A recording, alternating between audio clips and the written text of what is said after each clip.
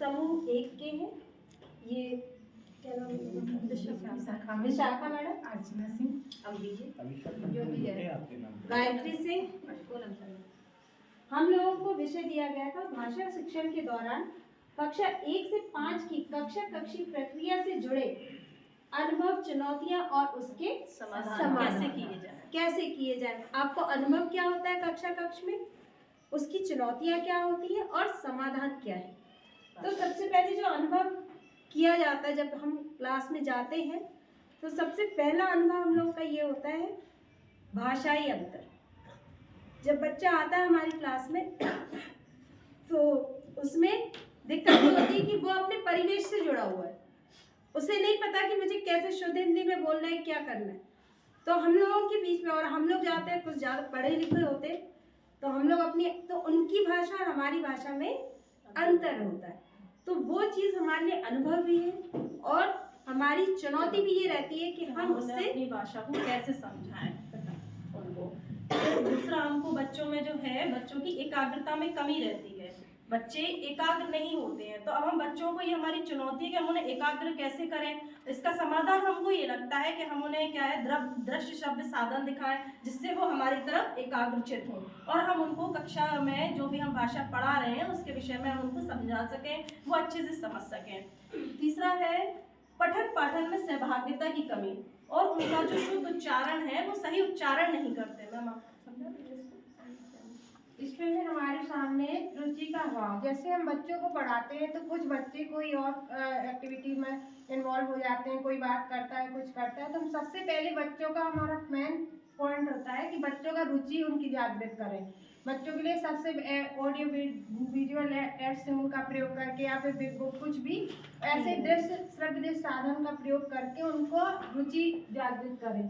Third है ध्यान आकर्षण। कोई कि बच्चे अगर उनको पढ़ा भी रहे हैं, बच्चे का मन नहीं लग रहा है, उनका वो नहीं देख पा रहे हैं, तो हमारा मतलब पढ़ाना बच्चे नहीं ग्रहण कर रहे हैं, तो उनके लिए सबसे खेल के माध्यम से या फिर गतिविधि करवा के बच्चों को इन्वॉल्व करके उनके सोचा, मतलब उनको ऐसा करके कि वो उन्हें अच्छा लगे, वो उस पढ़ने को खेल समझे, ये नहीं कि बोरिंग मतलब उसको लोड समझ के पढ़े।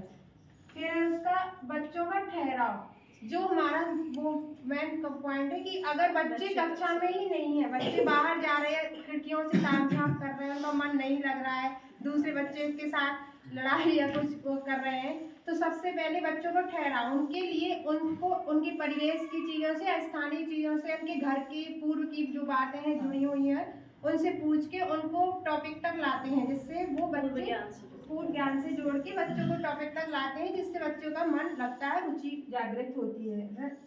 रटने की प्रवृत्ति, बच्चे बार बार जो है उनको पढ़ाते हैं, तो कोई बच्चे ऐसे अल्फाबेटिकल रट लेते हैं, उनको अगर बीच का कोई नया अक्षर बोल दिया, उसके बाद बोला कि इसके बाद क्या आएगा, हो सकता है बच्चा नहीं बता पाए, और उससे बोले आ से स्टार्ट करो, तो बच्चा आ से सीधा ज्ञा तक बोल सकता है। उसको बीच का कोई माँ दे या ना दे कि उसके बाद के अक्षर बोले, तो बच्चा नहीं बोल पाता है। तो ये भी हमारे सामने उनकी चुनौती रहती है। फिर है बच्चा समाधान।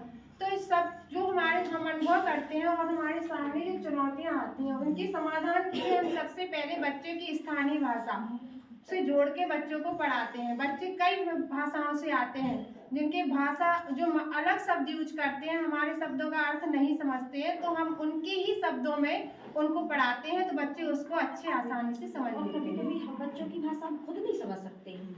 कभी कुछ शब्द जो बच्चे बोलते हैं वो हमें तो नहीं कर पाते, तो हम उनसे पूछ के बेटा इसका क्या है। देखो अपने परिवेश में भी कई तरह के लोग, उदाहरण के लिए जैसे मैं सबसे पहले जब गई स्कूल में, तो वो लोग बकरी को चिड़िया बोलते थे।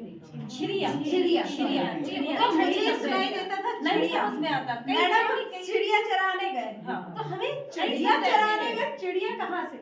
तो फिर कुछ बच्चों ने हमें बताया, शिक्षा मित्र जो थे वहाँ के, उन्होंने मुझे बताया कि नहीं मैडम, चिड़िया जो होती है बकरी को कहा जाता है।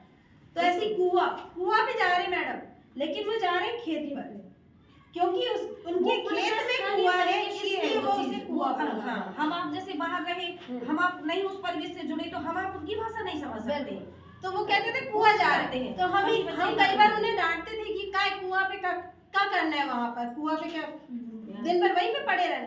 बाद में हमें पता लगा नहीं वो खेत होते हैं।